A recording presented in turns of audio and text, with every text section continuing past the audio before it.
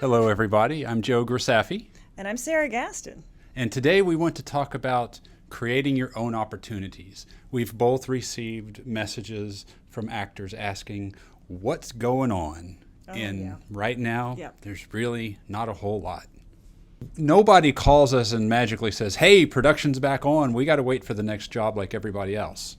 And right now, as far as Houston goes, it's kind of dead. We see our friends, I've at least seen some of my friends posting that there's been a commercial here or there, Right. but nothing like it was before. I'm shooting something Friday, actually. Right. Yeah.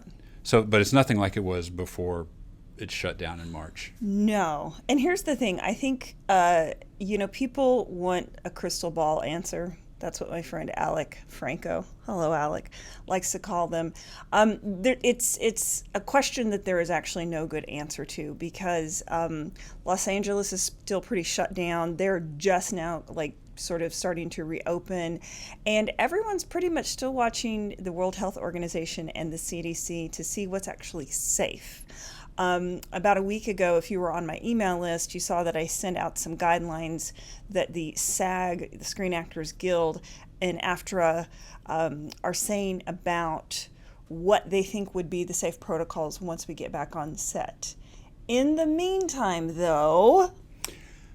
You can do stuff for yourself. Wait, what? Yes. I don't even know what that means. Could you explain it to me? I sure can. Everybody has a phone that records video now. What?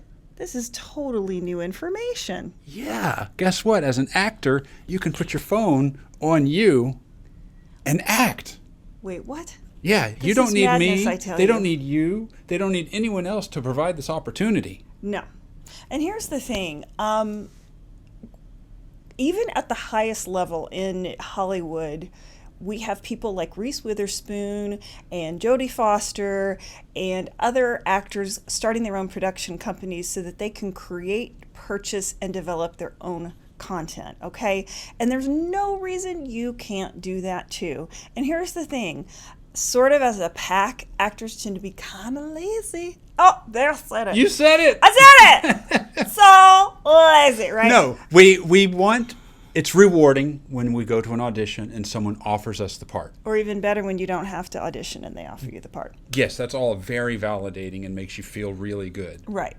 But we all can create our own content. Well, yes. Would you like to give us some examples? Yes. Sarah and I both, about, I'd say 15 years ago, Yeah. we saw an opportunity. Yeah. The movie I Am Legend had just come out, and we were driving to your parents' house on a holiday, It's for Thanksgiving. Thanksgiving Everything Day. was closed. Walmart was vacant. We drove by and had an idea if we need to take advantage of that empty parking lot. I Am Legend just came out. Yep. So on the way back, we went and picked up my dog Zoe, went to the Walmart parking lot, and shot a 60-second spoof of I Am Legend. Yes. That thing got viewed 187,000 times on YouTube. Yes. Including some scathing criticism for both Joe and me. But a lot of people got the gag and they found it funny. So that's the thing. I mean, it was just like the world's goofiest idea. And then, I don't know if it went viral, but That's not viral, but it did okay. It did that's okay. great. Well, then let's talk about Joe Returns a Video. So was that last summer? That was 2 years ago. 2 years ago. 2018 is when we shot okay, that. Before I went, yeah.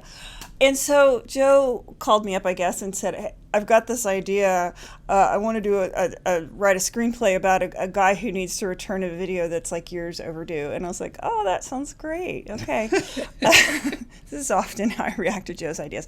Anyway, he ended up writing this really cute screenplay. We got the amazing Rob Nielsen to direct it and bring in his crew to film it.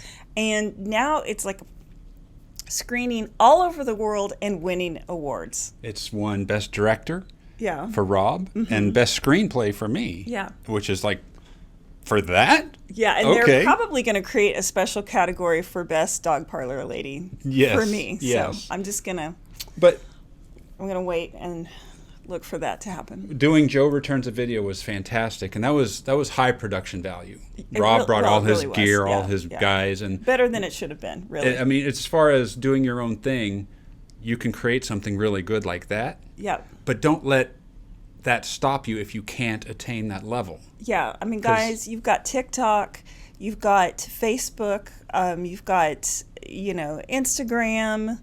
What am I leaving out? Oh, who knows? God, There's there are so many platforms. Facebook.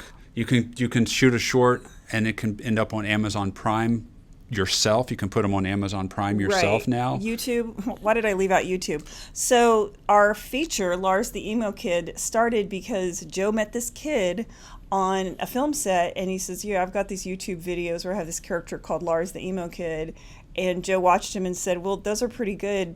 If you write a feature, I might produce it." And we read the screenplay, and we made a feature film out of it. Yeah, and What? I'm glad you brought that up because Paxton. Are you? I am very glad. Tell me why you're glad I brought it up. Because Paxton shot his original short film at his parents' house when he was 16 years old. He shot it by himself. He edited it by himself. Yeah. He didn't have anybody. He didn't need anybody. He didn't Right. have anybody to tell him, no, you can't do this. He just did it. He had an idea and he did it. And that went viral. I think that's sitting at 100, not 100, that's so low. No, it's over 1.4 million views. Yeah. Yeah. And he had fan clubs he didn't know about. Yeah. And it And- was the world. I mean, it was a silly idea, but what was really smart about it is that he, in the best tradition of sketch comedy, he fashioned this character after somebody who could be real, and it was just a silly little thing that he did for fun. And here's the thing that I see all the time. Actors, directors, writers get really self-important and very precious about their material, and they're ready to do like the next Schindler's List or, Lawrence of Arabia or Star Wars or whatever. And there's kind of this all or nothing mentality. And really, I'm a big fan of what Marie Forleo calls progress, not perfection, which is like, and trust me, as a recovering type A perfectionist, this has been a real learning curve for me. This one can attest to this. Sometimes you just got to put this shit out there, right? Just because it's fun, just because it brings you joy. And hopefully, other people are going to think it's fun too. But you will know that you've put a piece of yourself out there and gotten to express one of the kooky characters that lives inside you.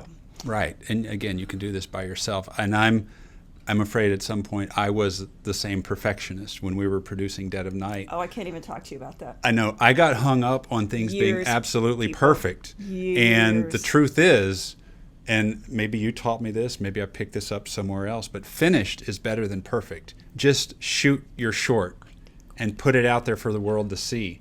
If Yeah. it's good, if it's entertaining, the world will let you know. The thing is, in my opinion, if it's bad, it just fades off into oblivion. Okay? Yeah. Unless it's like I've that. been in some of those. Right. But you got to put it out there. You got to get that idea out of your head, Yeah. put it out there for the world to see, but you did it. Right. And here's the thing. Your idea is probably, and I mean no offense, but your idea is probably not as original or groundbreaking or brilliant as you think it is, that it has to be like saved for this multi-million-dollar budget and like the perfect conditions. It just doesn't, because chances are, I mean, there are billions of people on this planet. There's a really strong possibility that somebody already has that idea. In fact, Shakespeare was notorious from stealing from, ancient sources, right? But that doesn't mean your unique vision isn't fantastic and you shouldn't just completely go for it. True. Every idea has already been done. It's very hard to come up with something original. But let's reel it back a little bit and get to people doing stuff. Oh, I want to reel it in. Okay. No, I want to reel it out. Let's reel it back in. I don't. Oh, okay. And as an actor, We're reeling it in. as an actor, especially during this pandemic with people stuck at home and crews not wanting to get together, you can act. You don't even have to create your own thing. Do a monologue. Yeah. Do a scene. Get on Zoom and do a scene with a friend. Right. Keep working. Oh, my Put Lord. that work out there. Yeah. You're acting. People can see your work. Yeah. You will be ready. You will be practiced. Your gears will be in tune Right. when work does pick up again, so you'll be ready. Right. And you'll be better. Can I say something about Yes. that? Here's the thing. You just have to stay in shape as an actor, okay? And here's my big push around that. When things do open back up, casts are going to be a lot smaller. lot fewer supporting characters, a lot fewer co-stars, zero background actors, right? So it's going to get even more competitive, which is a really, really, really good reason for you to be doing whatever you can. I mean, get in a class, create your own content, just put your own stuff out there.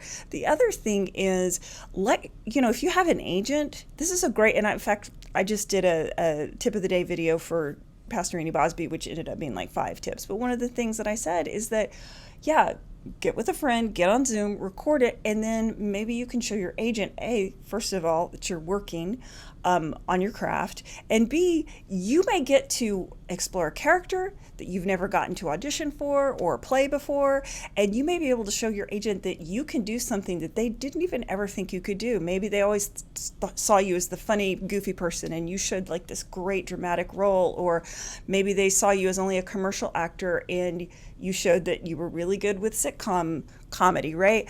But it's Seth Godin talks about this in his book, This is Marketing. We are wasting the opportunity of a lifetime because we have so much reach. We have so much more reach literally at our fingertips. I don't know where my phone is, than anyone's ever had in the history of the planet. Right, like Sarah said, you got people on TikTok becoming famous for being silly. They're just doing it. You have an idea, do it. Right. I promise you, no idea is too stupid. Oh no, it might be too stupid. That doesn't mean that it won't get you some attention though. Right. Okay, that's fair enough. Okay, and for more examples of what we've done, several years ago, on a whim, I made a little short film called Call of Duty. In an afternoon, just a couple of hours, all by myself. That thing... All by yourself? All by myself. It played at 6 film festivals. And everyone that I know in the community here knows about it. Yeah. And constantly people tell me, oh, my son saw that and thought it was so funny. You don't know what's going to hit. You don't know what people are going to watch. I think it was silly. I look at it and go, I really did that? Now, those people's sons are about 8 years old. Well, now they're probably that's okay. 20. Yeah, but well, that's true. No, people do age. But you're an actor. Put a camera in front of you and act. Yeah. That's the bottom line. Whether you want to write an elaborate feature film for yourself to star in, a short film, dramatic, comedy, action, whatever, or if you just want to do monologues. In this quarantine time, this stay-at-home time, and I know you've been doing this too, I've counted the videos that I've made, and I've made 35 videos for YouTube. Oh, yeah. And I'm just talking about baseball cards that I've picked up and video games that I bought and singing nonsense coronavirus songs. Now I have a question for you. Can you talk about how, when you're doing something like a video that's not related to acting, how that might help you as an actor? Yes. Okay. What it is doing is it's just making me very comfortable in front of the camera. Oh, and when might that be useful for you as an actor? Useful for you. It will be useful when I get to start auditioning for other people again. For example, when you audition for a spokesperson commercial, when you have to talk directly into the camera. Exactly. I can sit down. Toyota. One of my recent videos that's picking up some steam is me talking about these baseball cards that I got in the mail and just talking about them for 25 minutes. Yeah. Like I know what I'm talking about. And yeah, do you know what you're talking about? I do know what I'm talking about. So it's not like you know what you're right. And when I don't know what I'm talking about, that's part of the presentation. Baseball. Yeah, I was like, bats and I haven't collected for 20 years, so my opinion may not be valid, but this is what I think. But I'm saying it with that, confidence. That is confidence the word. and authority, yeah. Right, but you're absolutely right. I feel like doing that is going to make me a better spokesperson. Call on me, please. I'd also like to add that something like that can really help you when you get asked that question that so many actors really dislike in an audition interview situation where, you come in and they're like, there's no script, there's nothing, but tell us what you did this weekend, or tell us a little bit about yourself. And actors really get stumped by that because they think that there is like some magic answer that you're supposed to give. And the reality is they just want to get a sense of your personality. Yes. Because when you light up and you get animated and you get excited or you get invested in talking about something that matters to you or that's personal for you, they can see a whole other dimension to their personality. And that may be the thing that books the role. Sarah's absolutely right. When they say, absolutely tell us right. about yourself, it really does stump a lot of actors. I am an actor. I also like doing print modeling and also practicing acting. No kidding. I have invited you to an audition. I'm just assuming that you were an actor. I don't need to know that. Oh, okay. That's basically it when All they right. ask that question. You Okay. don't talk about acting when they ask that question. So, you know what? When we get together and do these videos, Yep. it's very helpful. Yeah. And can I just add something? I have to come clean here. I have a character that I have been sitting on for a few years now. She's a sketch character that I created. And I filmed like 4 or 5 little baby episodes, but I got so hung up on, like, I wanted to do this graphic and I wanted to write like this little music that goes along with it, like this little sting. I still haven't released those videos, and I've showed them to a few precious friends and comrades, and they cracked up. They loved it. They thought it was really, really funny. But I've been so caught up in this idea that it has to be perfect before I can release it into the world. Well, I know you want to talk, but I just want to finish. And we did another one a few years ago when I had a one-woman show that I still haven't released, right? And the truth is, like with my acting tip videos, I finally just did it. And you know, when you look at the production value of my acting tip videos now and the graphics that I do and stuff, they're way better than when I started. But I got the content out there, and that content made a difference for somebody. And you know what? You may think it's silly or low budget or whatever, but it may make somebody's day. I mean, it just may make them giggle. And God, Sweet Moses, if we could ever use a giggle, it is this time in our lives. Carry on, good sir. Okay, thank you. No, but based on My lady. So Sarah brings up a really great point, Thank you. and I've fallen into that trap too.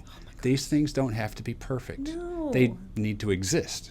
Yes. And you may put something out there that's not technically fantastic. As long as you're good in it, that's all that matters. Right. You can go back and make those fancy graphics when you Right. want and release it, even redo it. Right. But get that stuff out of your head. Yeah.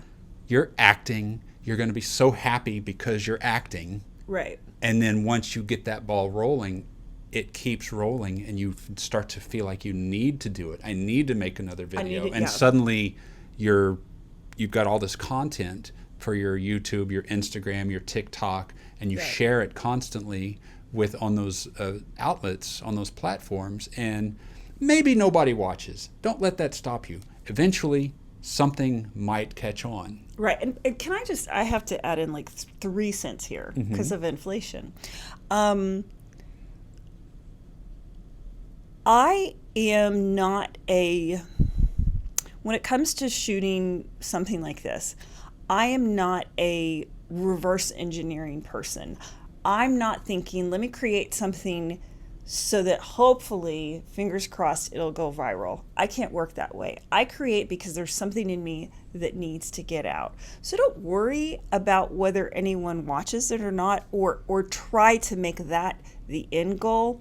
I've been on these webinars with Ben Falcone and Melissa McCarthy through the Groundling School, and what they just keep saying is what we're talking about, which is just like create content, like just do your thing and get it out there. And there was another really great point that I wanted to make, which escapes me at this moment. Oh, I know what it was. Okay. I know what it was. I remember what I wanted to say. Not everyone's going to like it. I mean, this video we made, I Am Legend, was intentionally, like, it was not good, right? And so I remember one review, this person said, that woman is not a very good actress.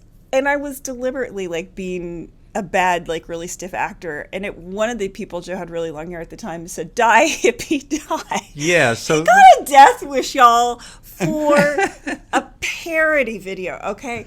But here's the thing. I just go back to that incredible speech by Theodore Roosevelt, the man in the arena. You know what? It's easy to be, a Monday morning quarterback or an armchair critic And really, here's what I have to say to the haters. If you've got nothing better going on in your life than to sit back in a cold judgment of me, like having fun or trying to add value to the world, you're just kind of lame and a loser, and like have a nice time being a troll, get back under the bridge and try to eat all the billy goats gruff. Well, you're going to get trolls, Good day to probably. you. You're going to get trolls. Don't feed them. You ignore those comments when keep- they start to get nasty. You keep your goats. You Yeah. keep all the. Do you know about Billy Goat's Gruff, right? You'll have to tell me. It's a fairy tale. Carry on. Okay. Okay. No, we're telling you to put all this content out there, but you're going to have thick skin. Whether it's good or not, people are going to write bad things about you. Yeah. You're going to have to learn to take it. Ignore it. Don't acknowledge it. What was it that they said about Fred Astaire? Can't sing, can't act, can dance a little. See, that's a great example. Even your best studio pictures, someone's going to write how bad they thought it was. So Right. don't take that to heart. Just Siskel ignore it. and Ebert were famous for often having dissenting opinions, and they were like really considered two of the foremost, if not the foremost film critics of their respective times. Yes, and I loved them. I lived for that show, by the way. Oh my gosh, I remember getting very excited when they both loved Age of Innocence, which is a Martin Scorsese film that I loved, which took place in 1890s New York high society. And there was not cocaine, and there were not guns, and nobody got shot or blown up. And it was amazing because it still was Scorsese and had his impeccable filming style. He just took it to a completely different genre. That's genius. That's my plug for Marty. Marty, I love you. Call me. What? Okay.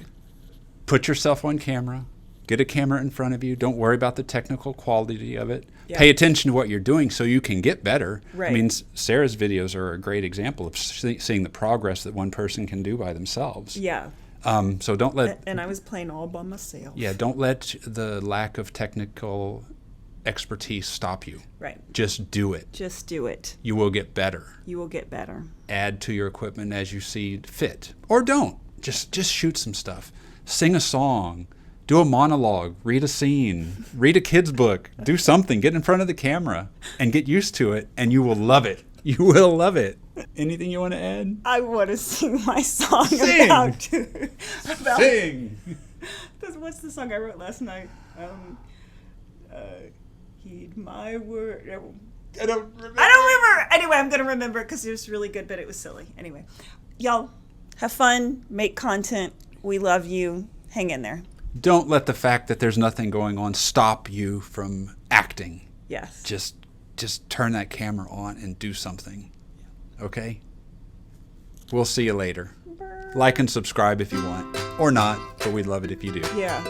Yeah. Thanks, guys. Yes. Bye.